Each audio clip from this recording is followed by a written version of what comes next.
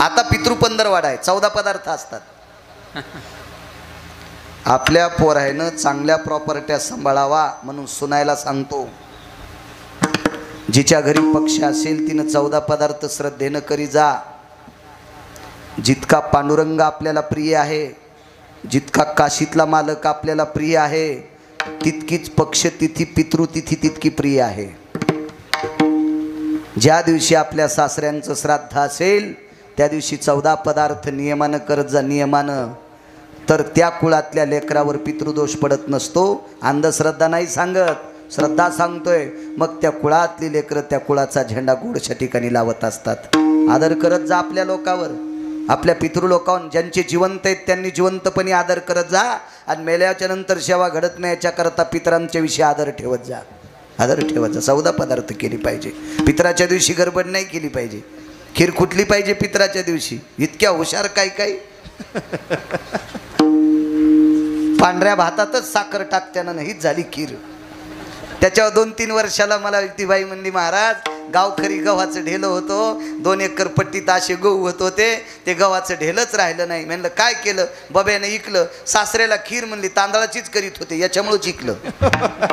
सासऱ्यानं वरून सांगितलं, आहा कटा त्याचे करीती पितर, वंशी दुराचारी पुत्र झाला. मालकांचं वाक्य, भंगिऱ्यांचं नाही. विठाला विठाला.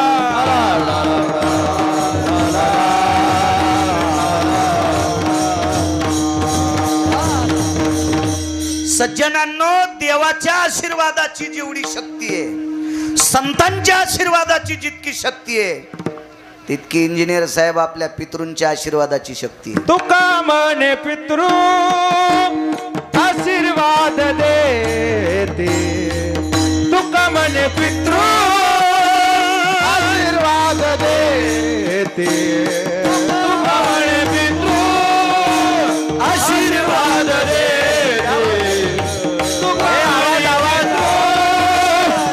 आशीर्वाद देते, तुका म्हणे पितृ आशीर्वाद देते, तुका म्हणे पितृ आशीर्वाद देते. हो तुका म्हणे पितृ आशीर्वाद देते, तुका म्हणे पितृ आशीर्वाद देते. कल्याण इच्छिते तया कुळा,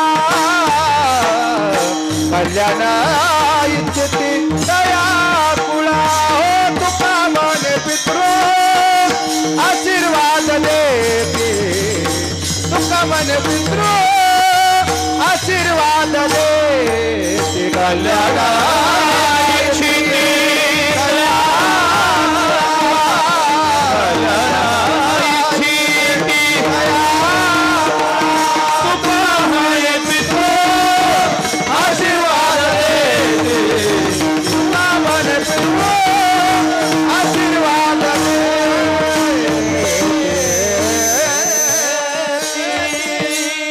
प्रभुरामचंद्रांच्या घरी पदार्थ केले. पितृपंधरवडा म्हणून इकडे आणतो.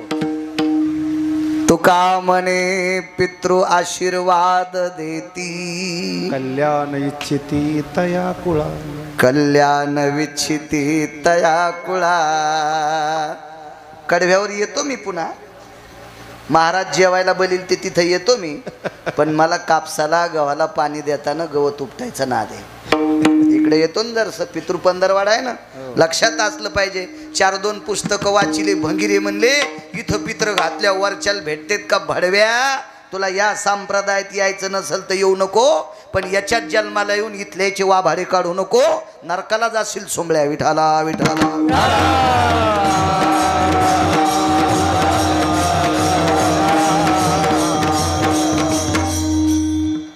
इंद्राच्या नगरीत कार्यक्रम. तुका म्हणे पितृ आशीर्वाद देती, कल्याण इच्छिते तया. इंद्राच्या नगरीत कार्यक्रम. फुलाची अडचण आली. इंद्र हा 33 कोटी देवाचा राजा, म्हणजे मंत्री. एक पद नाही मंत्री, एक मंत्री पद असल्या ह्या एकूण तिकून गाड्यान गुड्यान फौज फाटान किती थाट असतोय. तर 222 पद एकाच मंत्र्याला. काय वजन असेल त्याचं? तेव्हा आपल्याकडे फुलं नाहीत, जा खाली. रुक्मांगदाच्या नगरीत फुलं न्यायला आले.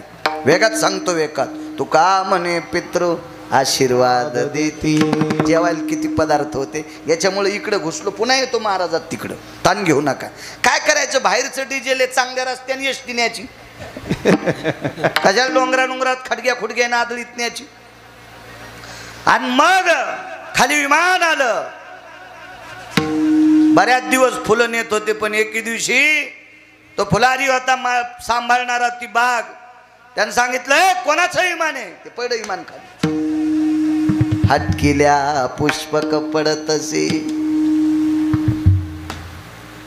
तिथं शब्द वेगळा आहे, पण कळण्यासाठी हटकिल्या वापरलाय. घरी गेल्या वाचा वाचा घरी गेल्या. ते विमान खाली टेकलं. राजाला राग आला, पण इंद्राची सेवक आहेत. आनंद वाटला. आपल्या नगरीतले फुलं स्वर्गात चाललेत, अमरपुरीत चाललेत. आनंद घेऊन जा तुमचं विमान. ते म्हणले तसं जात नाही ना. मग बृहस्पती महाराजांना निरोप केला, हे विमान पेट्रोलनं उडत नाही, याला एकादशीचं पुण्य लागतंय. एकादशी त्याच्या अगोदर कोणाला माहित नव्हती.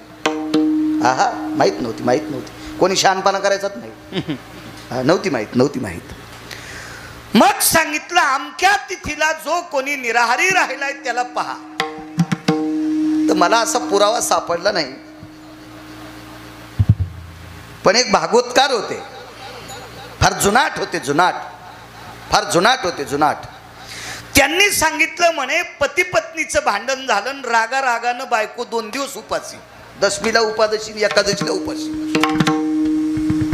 मग राजानं दौंडी पिटिली, कालच्या आणि आजच्या तिथीला कोणी उपासी आहे का, असा कोणी असेल त्याला राजाच्या दरबारात त्याचा सन्मान करण्यात येईल. कोणीच उपाशी नव्हतं. पण एक बाई म्हणली आमची सून आजचा द्वादशीचा दिवस आहे, 3 दिवस झालं तिनं पाणी पण पिलं नाही.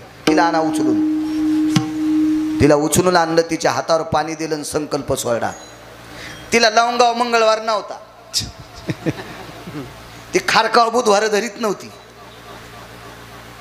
मग एकादशीच्या दिवशी उपाशी राहिल्याचं पुण्य पाणी सोडल्याबरोबर विमान उडालं.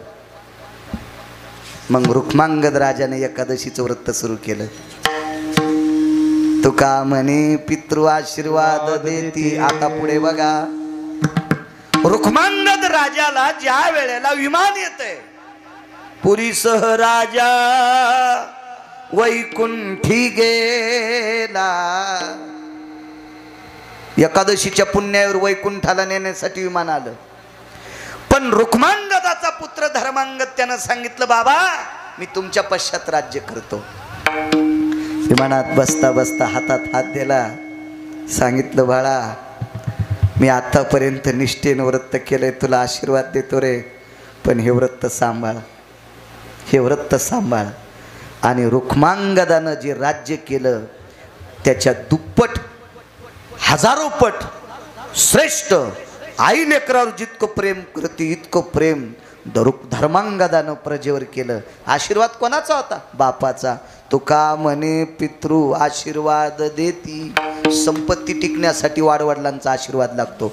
जे वाडवडील आशीर्वाद ठेवत नाहीत त्याची संपत्ती खसखशीनं भरलेलं पोतं.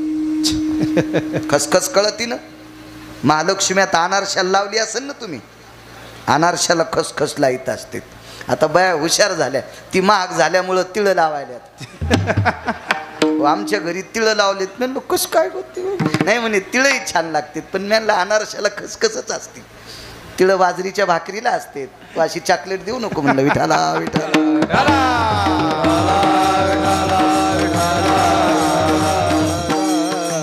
आमच्या मंडळीवर घेतल्यावर तुम्हाला हसू आलं, पण मुळीच नाही. तुम्हाला राग येईन म्हणून मी तिच्यावर घेतलं, पण तुमचं दळायलो हे लक्षात ठेवा. तुमचं दळायलो. उगा आता इथं येऊन कशाला तुम्हाला टोले मारायचे.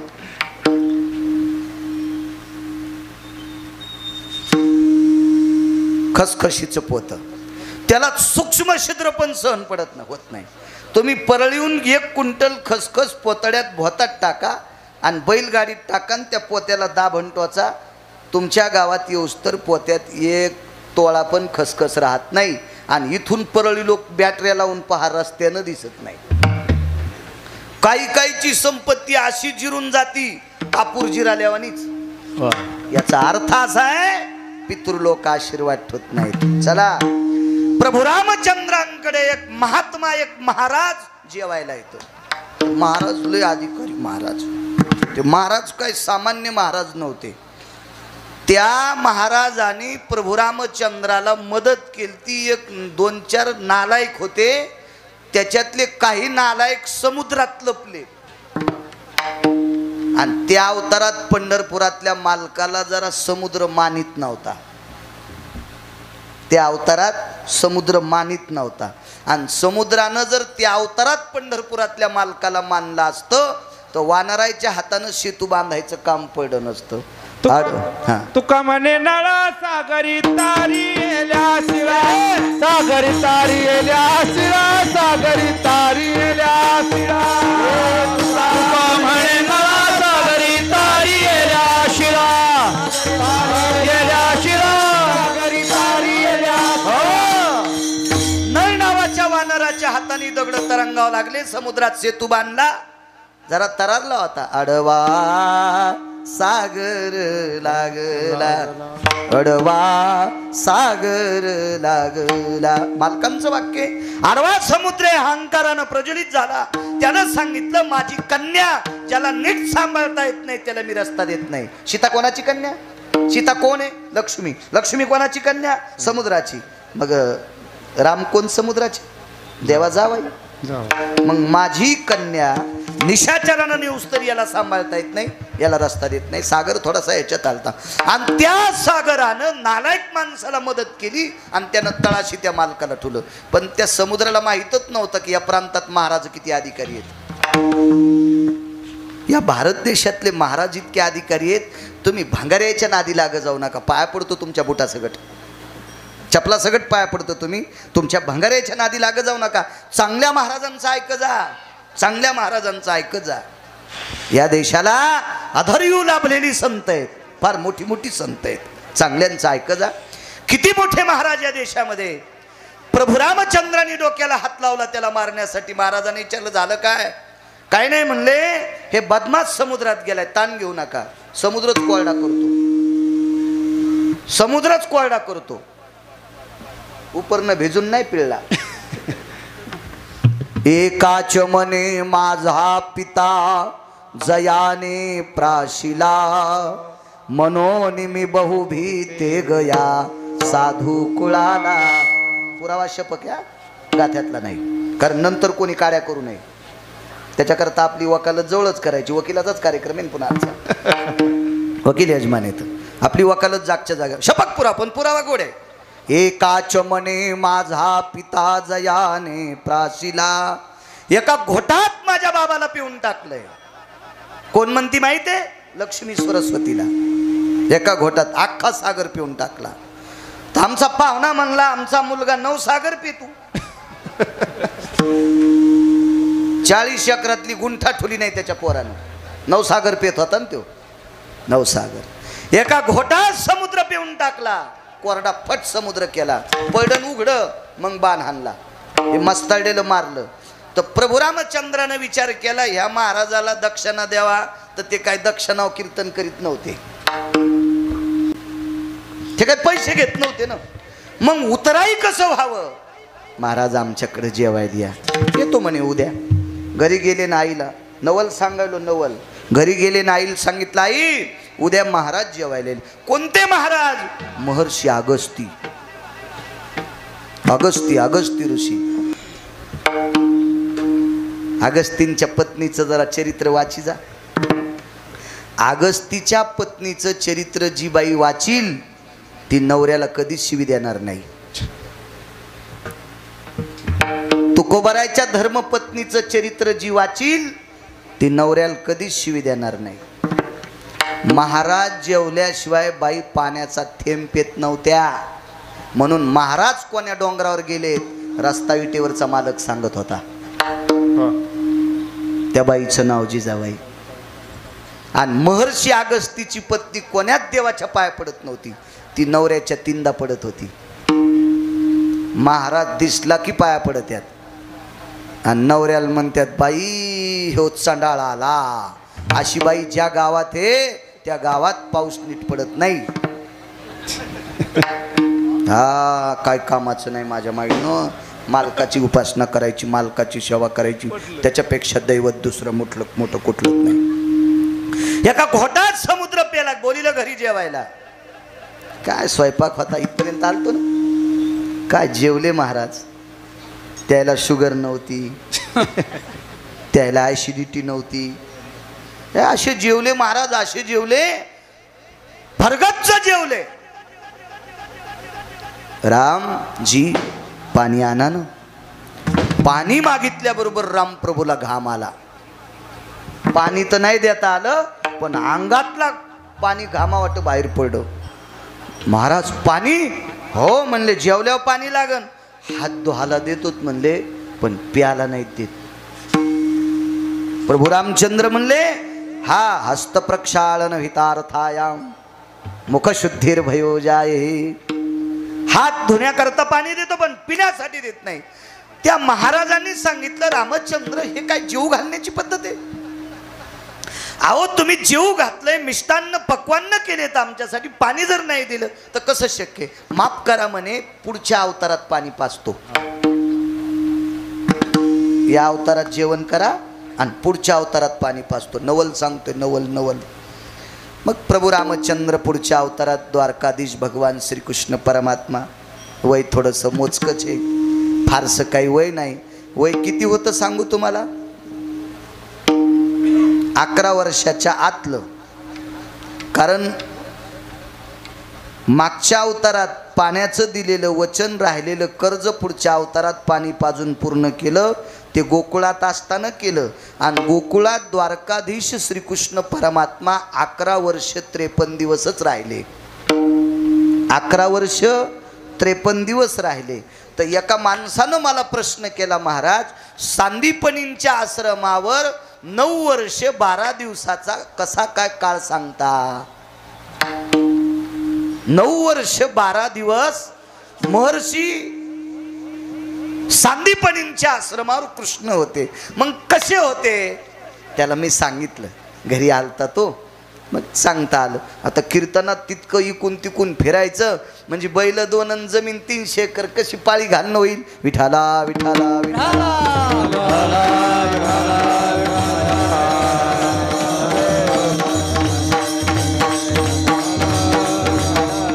हा एखादा वरकड इतिहासातला किंवा बाकीच्या भंगाऱ्या गोष्टीतला एखादा शब्द जर माहीत नसताना गेला तर मी माफी मागन.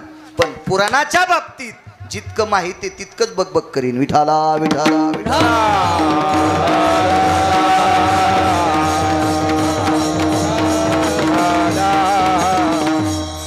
11 वर्ष 53 दिवस गोकुळात राहिले. त्याच्यानंतर 54व्या दिवशी मथुरेत प्रवेश केला. म्हणजे 11 वर्षाच्या काळातला वय होतं, तेवढा काळ ते वय. आणि त्या वयात लक्षात आलं मागचं कर्ज शिल्लक आहे, त्याच्यातून उत्तीर्ण व्हायचं.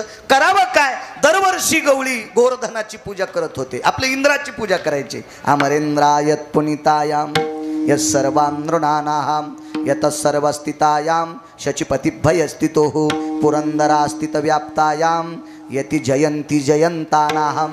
जयंती कन्या, जयंत पुत्र, शची पत्नी, त्यांचा शचीचा पती इंद्र, अमरेंद्र, सुरेंद्र असे बऱ्यापैकी त्याचं नाव आहे. देवेंद्र खूप नाव आहेत त्याला इंद्राला. आणि तो त्याची दरवर्षी पूजा करायची त्या इंद्राची. या वर्षी द्वारकाधीश कृष्ण परमात्म्याने, गोकुळ निवासी कृष्ण परमात्म्याने बालवयात सर्व ज्येष्ठांना सांगितलं गोवर्धनाची पूजा करायची. या पर्वतावरचं गवत आपल्या गायी वासरं खातात म्हणून आजही पद्धत आहे. कृष्णादेवा आवर्षण जर पडला असेल तो गोवर्धन पूजा करण्याची पद्धत आहे. आपल्या गावाला एखादी उंच टेकडी असेल, त्या टेकडीवर गायी घेऊन जायच्या. त्या दिवशी गायी धुवायच्या, वासरं धुवायचे, काही बैल धुवायचे, म्हशी पण. बरं म्हशी पण आल्या त्याच्यात, शेळ्या नसत्यात. मात्र शेळ्याच्या बाबतीत मी वाईट बोलणार नाही, पण गोवर्धन पूजेला शेळी नसती. शेळी का नसती? कारण शेळीचं बीज हलकट आहे. शेळी हलकट नाही. शेळी ज्याच्यापासून जन्माला आली ती शेपुडी हलकट आहे. तिचा बाप हलकट आहे. बोकड्यानं आलाय की ना, बोकड्याला 3ऱ्या दिवशी बहीण कळत नाही. शेतकरी आहेत तुम्ही, त्याच्याकरता शेपुडी वापरली नाही. इकडे विठाला विठाला विठाला.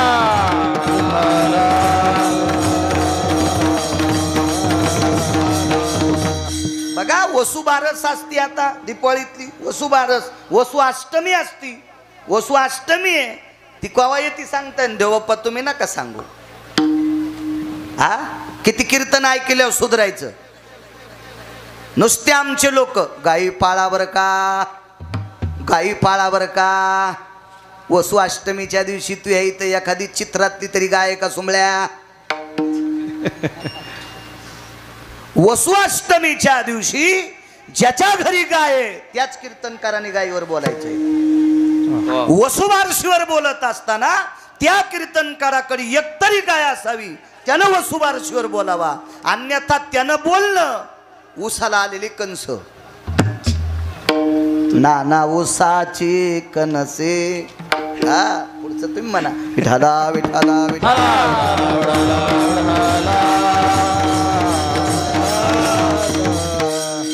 गाईच्या बाबतीत आहे, म्हशीच्या बाबतीत सुद्धा आहे. म्हशीचं पण पूजन करते ते एका दिवशी. हो एका विशिष्ट प्रकारच्या दिवशी. ते दिवस घरी गेल्यावर पहा गुत्त थोडं घेतलं मी सगळं सांगायला. त्या दिवशी म्हशी धुत असतात. म्हशीच्या शेपटीच्या वरच्या दोन्हीकडच्या दोन बाजू असतात. एकीकडे चंद्र काढतेत, एकीकडून सूर्य काढतेत. ते कावाचा काढीत नाहीत, ते चुन्याचा काढीत नाहीत, ते दह्यानं काढतेत किंवा लोण्यानं काढतेत. विठाला विठाला विठाला.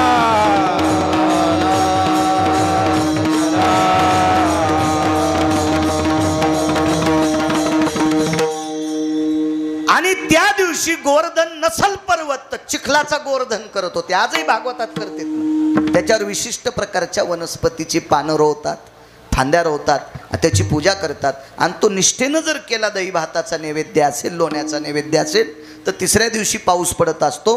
तो गोवर्धन पूजा करणारा निष्ठावंत वारकरी असावा.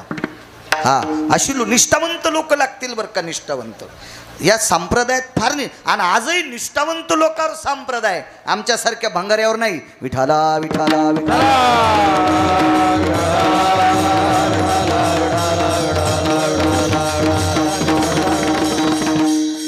जे घरातल्या लोकांसंग नीट राहू शकत नाहीत ते तुमचं काय कल्याण करू शकतील. ज्याला नाते गोते नीट सांभाळता येत नाही ते भंगारी तुमचं काय कल्याण करणार आहेत. जगाचा मालक त्या लोकांना मानतोय जे विश्वाचे कल्याणकारी आहेत. अशी लोक लागतील तर तिसऱ्या दिवशी पाऊस पडत. मी परवाला एके दिवशी कीर्तनात सांगितलं होतं कुठेतरी की शंकराचार्य स्वामी रामांनी एका साध्वी स्त्रीचा चिमटा वाजल्यावर पाऊस पडतो. एक जण म्हणला महाराज तुम्ही महाराजांनी चिमटा वाजल्यावर म्हणला आम्ही गुतलोत रे. नाही तर आमच्याच्यानं पाऊस पडला असता, पण आम्ही गठुड्यात गुतलोत. गथुड्यात गुतला नाही असा महाराजच सापडला नाही. नाही त्या सुटली द्रव्य लोभ माया भस्म दंड छाया तरुवराची. भस्म दंड छाया तरुवराची. हो नाही त्या सुटली द्रव्य लोभ माया भस्म दंड छाया तरुवराची. भस्म दंड छाया तरुवराची. नाही त्या सुटली द्रव्य लोभ माया भस्मदंड छाया तरुवराची. याच्यात लग्न करणारे गुतले, लग्न न करणारे गुतले. कोणाला आवडत नाही आईसा कोणी दावा हे जया नावडे. कन्या पुत्र घोडे दाराधन. आवडत नाही असा माणूस आहे कुठं सोडून. म्हणून आमच्या चन पडत नाही. निष्ठावंत लोकांच्या हातानं गोवर्धन करण्याची पद्धत. आणि त्या गोवर्धनाची पूजा केली. गाई म्हशींना झालरी बांधल्या, घोडत्यांच्या पाठीवर झुली टाकल्या, शिंगांना नाना प्रकारचं वगैरे वगैरे काय काय सजवल्या, मुक्तांच्या माळा घातल्या. आणि त्या दिवशी इंद्राच्या सेवकानं सांगितलं आपली पूजा न करता गोवर्धनाची पूजा केली. आणि 33 कोटी देवाचा राजा 222 मंत्रीपद एकट्यालाच. ते मस्ताडून त्याला राग आला आणि रागाच्या भरात प्रमाथी नावाच्या वरुणाच्या कानात फुकलं. असा पाऊस पाड की गोकुळ शिल्लक नाही राहिलं पाहिजे, वृंदावन शिल्लक नाही राहिलं पाहिजे, मथुरा शिल्लक नाही राहिली पाहिजे, इथला कोणीच वाचला नाही पाहिजे. बापरे. उत्सवाच्या निमित्तानं सगळे गोवर्धनाच्या तिथे आले. करावं काय. येणे गिरी गोवर्धन उचलिला. भगवंतानी गोवर्धन पर्वत उचलला आणि तो नखावर धरला. 11 वर्षाच्या 11 वर्ष 53 दिवसाच्या आतलं वय. आता नेमकं पक्क नाही सांगता येणार, जर भेटला अभ्यास करायला वेळ तर ते पण पक्क सांगेल. 11 वर्ष कितव्या दिवशी किंवा 10 वर्ष किती महिन्याच्या नंतर किंवा 10 वर्षाच्या नंतर कितव्या दिवशी गोवर्धन पर्वत करंगळीवर उचलला सांगेल एके दिवशी. ना दे इचकायचा. घोडं तरी गोमाशील बसू देईन पण गध नाही बसू देत. विठाला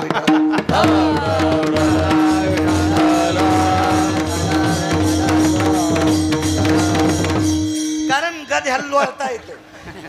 लोळून लोळून का होत नाही पण गोमाशी मारितच. मी कुठे लोळन पण गौशीनच पुरावा. विठाला जाऊ द्या. मी गध जरी असलो तरी पुराणातलं इतकं मात्र खरं आहे. विठाला विठाला विठाला.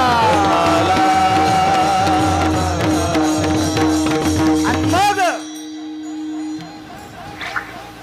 इंद्राला राग आला. प्रमाथी नावाच्या वरुणाला सांगितलं पाऊस पाडा. कसा पाऊस पाडा? मुसळधार नाही.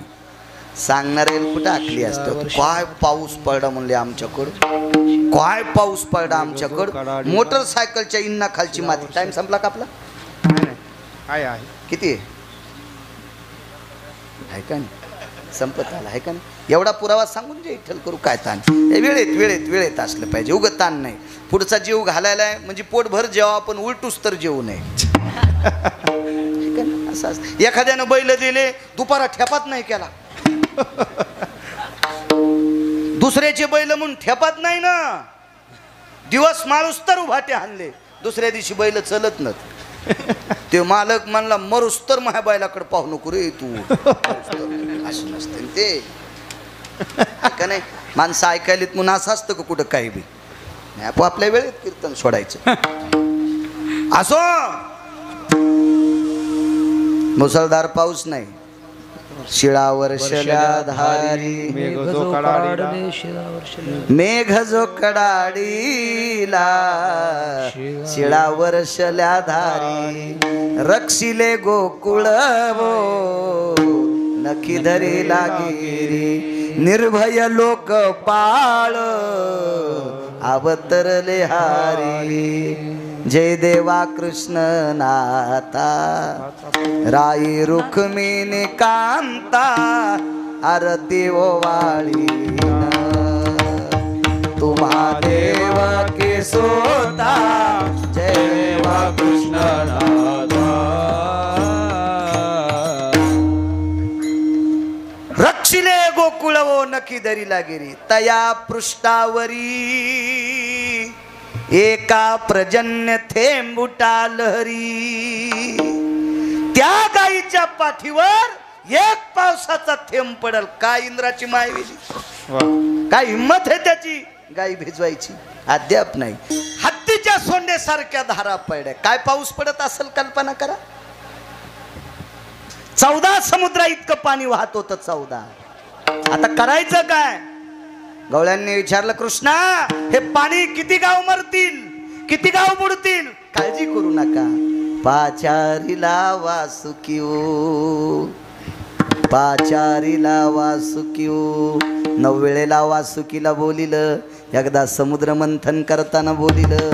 एकदा अति पाऊस पडला तेव्हा बोलिलं. बाकीचं पान पुन्हा आहे का नाही बघितलं पाहिजे. बाकीचं काही दुकानावर घ्या दुसऱ्या. एकाच दुकानावर सगळ्या वस्तू कशा भेटतील.